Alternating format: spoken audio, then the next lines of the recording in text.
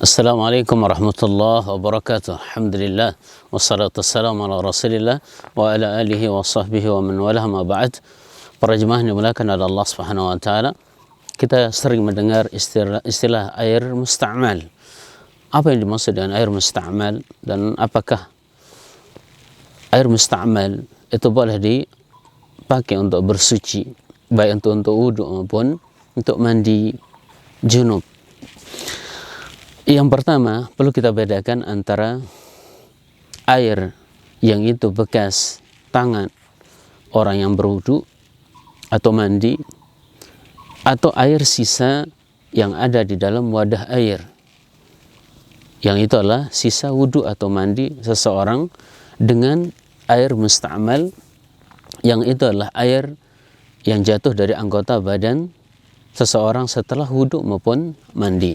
Yang pertama, air yang tersisa di wadah, baik itu di gayung, ember, atau yang terkena tangan orang yang berwudu atau mandi, itu adalah air yang hukumnya tetap suci. Sebagaimana hadis Ibnu Abbas radhiyallahu anhuma, beliau mengatakan, "Iktasalat ba'du azwajin Nabi sallallahu alaihi wasallam fi jafnatin, fa arada Nabi sallallahu alaihi wasallam ay yatawadda'a minhu, fa qalat inni kuntu junuban." Faqala innal ma la yujnib.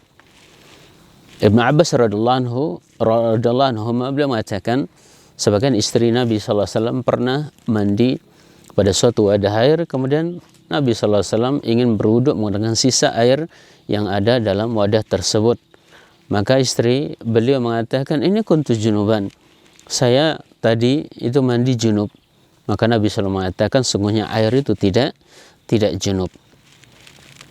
Kemudian Nabi juga bersabda, innal mu'min la yanjus, sungguhnya seorang mukmin itu tidaklah najis. Berkata Imam Syafi'i rahimahullah taala, la ba'sa yatawadda'a wa yaktasila bi fadlil junub wal haid. Tidak mengapa berwudu dan mandi menggunakan sisa air wudu atau mandi dari orang yang mandi junub atau haid. Lianna Nabi sallallahu alaihi wasallam idza iktasala wa Aisyatu min ina'in wahidin faqad iktasala kullu wahidin minhuma bi fadli sahibihi. Karena tatkala Aisyah radhiyallahu anha ini mandi dengan Nabi sallallahu alaihi wasallam dalam satu wadah, menunjukkan bahwasanya mereka mandi dari sisa air dari pasangannya, menunjukkan bahwasanya air ini adalah hukumnya suci. Kemudian yang kedua, air musta'mal. Al-Imam Al-Qarrafi rahimahullah ta'ala beliau menjelaskan definisi air musta'mal adalah air yang itu jatuh dari anggota badan sisa dari berwudu maupun mandi. Apa hukum menggunakan air musta'mal seperti ini? Para ulama berbeda pendapat dalam masalah ini. Yang secara garis besar ada dua pendapat. Yang pertama, air musta'mal adalah air yang tetap suci namun tidak bisa mensucikan, dan inilah pendapat jumhur ulama, mayoritas para ulama. Di antara dalilnya yaitu hadis Abu Hurairah radhiyallahu anhu, anna Rasulullah sallallahu alaihi wasallam qala la yaktasilu ahadukum fil ma'id da'im wa huwa junubun. Nabi sallallahu alaihi wasallam bersabda, janganlah salah seorang kalian mandi di air yang tergenang dalam keadaan dia junub. Faqala kaifa yaf'alu ya Abu Hurairah? Kemudian rawi hadis ini bertanya, lalu bagaimana caranya wahai Abu Hurairah? Maka Abu Hurairah menjawab, yatanawalhu tanawulan, hendaknya dia menciduknya dengan tangan maupun atau dengan gayung.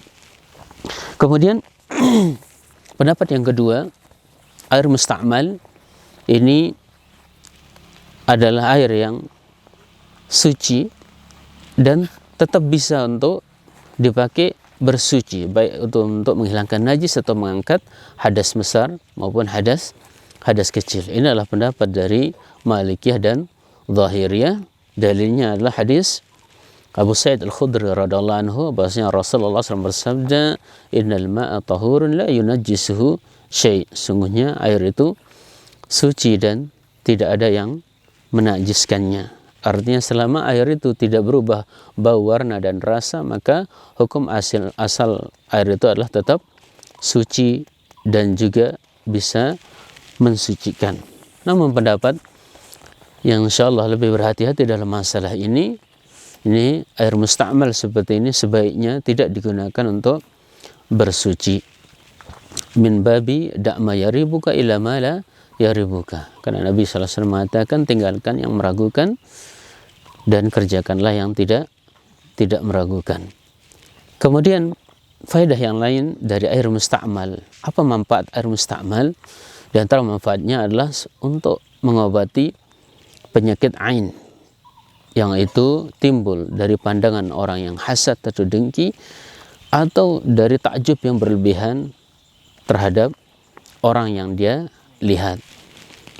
Dari Aisyah radhiyallahu anha, beliau mengatakan, kana yu'marul a'in fayatawadda'u thumma yaghtasilu minhul ma'in.